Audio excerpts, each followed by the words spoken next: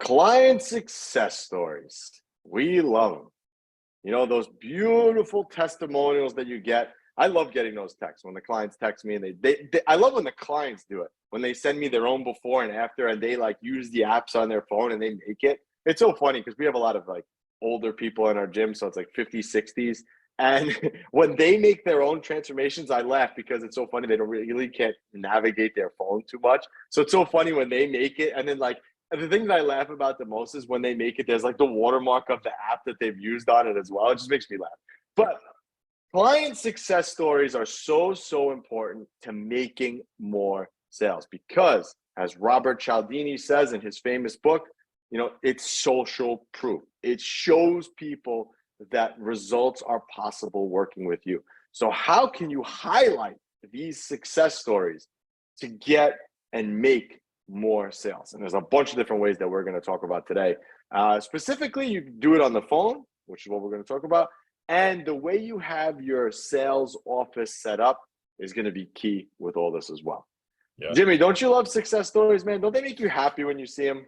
Man, I can't tell you how awesome it is to get that email in my inbox that says you have a new review on Google, right?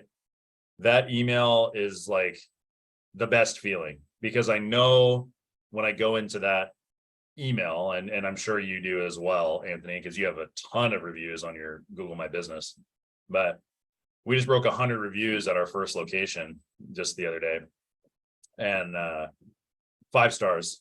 So awesome. But we go into the email and you just see this person and they list out like a specific coach that they really like, or they talk about how it's the best fit for them and there's no place better and all this stuff. That's just it's so great to see. And the greatest is when they're not prompted, right? Like we prompt people to do it.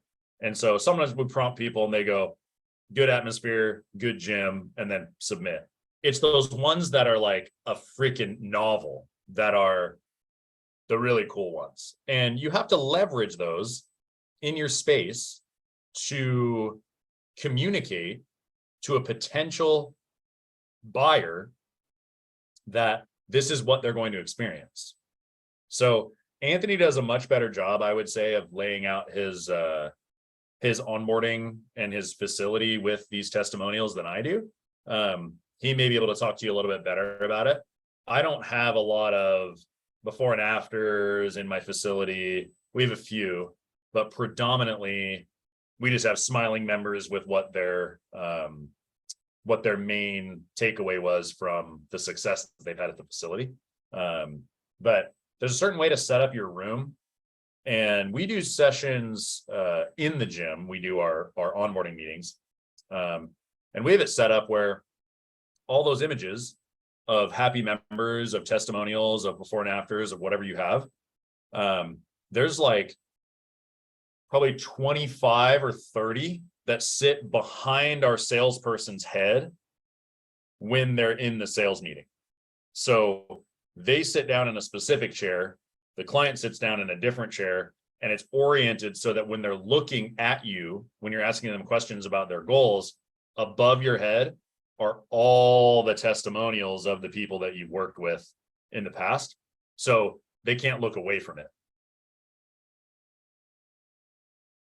Yeah, that's key. I mean, that's key. Is that, and it's such a talking point when you're sitting with people too, because they're listening to you, but behind you, they see all the testimonials and they're like, wow, that person, and they say this happens all the time. I don't know if I'm sure you still get that, but it's like, you know, wow, that person looks good. That person lost a lot of weight. Wow, that person looks really good. Like they start to believe what you say because they see all the testimonials. And one of the major things that I like to do too is I love when clients send me those pictures. But what happens is typically what I try to do is if the client takes a before and after picture, so like sometimes clients take before pictures at home if they don't want with us, whatever. But what they'll do is when they'll send it to me, I always try to take at least one in our facility, because if it's in our facility, people then realize, oh, that was right there. You know, that was in the gym. That's right here. So that's not a fake transformation picture. That's a real picture because that was taken right there. So that's one of the key little secrets with that is you want to try to at least get one in your facility. So if your clients are sending them to you, have them come in and do an after picture in your facility and use their first before and your after at least. So this way you have one in gym. And then you could say, yeah, she took that picture right there. That's where you're going to take yours, Mrs. Jones. You know, these things are so important, but that's visually, right? So how can you leverage success stories on the phone, right? Remember, people don't know you. They're calling you. They're opting in on your website. They don't really know who you are, right? They don't know who you are. They don't know anything about you. It's like, oh, I got this gym calling me, right? So how do we leverage these stories to kind of let people know that we can help them? And we do that with what we call third-party verification stories. So when we're talking to people on the phone, and I'm sure you guys have had this experience before where you're talking to a potential client and their goals are very similar to somebody else in your gym. So as soon as that kind of resonates in your mind, you need to use that story to explain to whoever you're talking to on the phone how you can help them.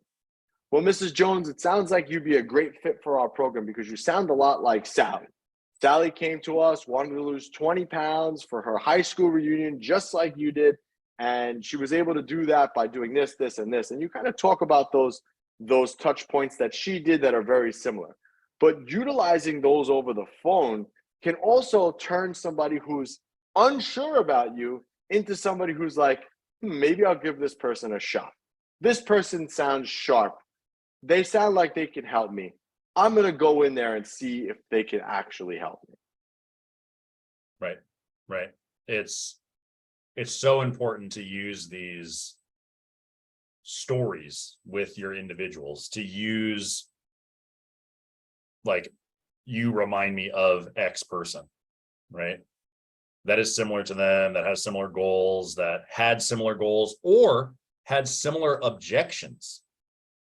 So don't sleep on that, because you can use this as an objection close as well, where, you know, oh yeah, we had a client, Deb, who was really apprehensive about starting because she wasn't sure if it would work for her or the layout of the gym or the whatever it was. But she made the decision to get started, and she's been training with us for 8 years and is, you know, has the best bone density she's had. Her doctors are really impressed, and she has lost 20 pounds, whatever it is, right? So these third-party verification stories work in the meeting as well as in the objection close. So it's one thing that people need to see themselves in the space, and if they see people that are similar to them, then it works out much better. Even with your sales room, if you predominantly cater to people that are over 40, your pictures need to be of people over 40. You predominantly cater to women, you need to have pictures of women, right? It needs to be that specific, because the easier that they can see themselves in your space, it future paces them into already kind of being in it. And then they're like, oh yeah, I'm already a member here. So like, okay, yeah, here's my money, basically. Yeah.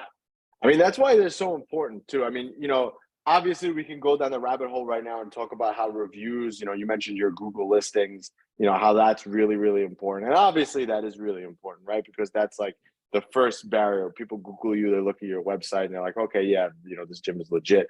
So obviously you could talk about that. That's kind of like, I guess, your first tripwire. So if we could kind of do this in 3 stages, you know, your first tripwire is going to be obviously be your reviews on your website, you know, things like that, right? That's the first one. The second one is going to be utilizing those TPV stories or third-party verification stories that we talked about on the phone. And then the last one is going to be the physical one that they actually can see. And bonus points, you almost 90% of the time will close the sale if, and this is always an if, this just depends on the situation, if you're sitting with someone and there's someone in your facility who matches that person's story, go and grab that member, bring them over and say, hey, Mrs. Jones, this is Sally. Sally, why don't you tell Mrs. Jones about how your journey was, because her story is very similar. And they will start to communicate. There's instant buy-in when you do that. So there's really four levels to it. If you could do that, if you're lucky enough to be sitting with someone and there's someone else in the facility who has a similar story, and there's always buy-in. I used to love when I used to do the sales meetings and clients would see me in the meeting and they would say stuff like, oh, this is the best decision you're ever going to make, because it just verifies what you said. Remember, Yeah. you're just a sleazy salesman to them. You're just trying to steal from them, right? You're just trying to get them to close. You don't care about really helping them. To them, that's what the client thinks, right? But, and I explained this the other day on our sales training call, that we do with all our gyms. You have to look at a sale as not as a tug of war. You're not on one side and she's not on the other, and you guys are not pulling to see who's going to pull someone over the line. No, you're going to get off of your side, walk over to your client's side, and pull with them together to accomplish their goals. It's not a tug of war, because if you think about it like a tug of war, you're going to lose the sale. It's all about getting on the same side as them, explaining things to them in that manner, and you will close more sales by doing that. So there's your 4 tripwires: your reviews on Google or your website, your on the phone, third-party verifications, and then the physical testimonials that they could see. And then if you could grab someone when you were talking to them, beautiful. Make it a part of your routine. But if you guys do that, you will close way more sales, and you'll watch your closing percentage go up and up and up. But that's all I got. I'm done ranting. Jimmy, you want to rant anything else before we hop off here? I don't think so. You just put it in your checklist. I mean, I always say I don't think so, and then I start. But put it in your checklist for your sales. Use a TPV story as a constant and consistent thing that you do every single time. So if you got to make them up, right? In the beginning. They should be real, like integrity wise, these should be real stories of real people that you've helped. Okay. But in the beginning, if you struggle to come up with somebody, have a pre-planned name, have pre-planned clients that you use for this. And like clockwork, TPV. And like Anthony said, if you're in a sales meeting with somebody, an onboarding meeting, and you walk out on the floor and you show them some stuff, and there's a member that you really like that says great things about you, introduce them to that member. And sometimes these members are just like ready to talk to these people and just like convince them to come in themselves. So let that happen. Don't it's not like, I'm looking at my clock, I got to get this sales meeting done. No. If it goes over because another client was talking to the prospect, let that happen, because that is one of the most powerful things that can happen in your space, because it is social proof like nothing else. Jimmy, tell everybody where they can get a hand with all this stuff. Well, fitnessprofitmultiplier.com, our Instagram, send us a DM on there. Okay. Start following us on here. That's probably where you found the podcast, or you maybe found it on your own, but follow us on Instagram. We got a lot of content coming in through there. Micro Gym Profit Mastery Facebook group, jump in there. We got all the links in our Instagram, but jump in. You can get a free diagnostics call where we dive under the hood of everything that you're doing to reframe your sales system.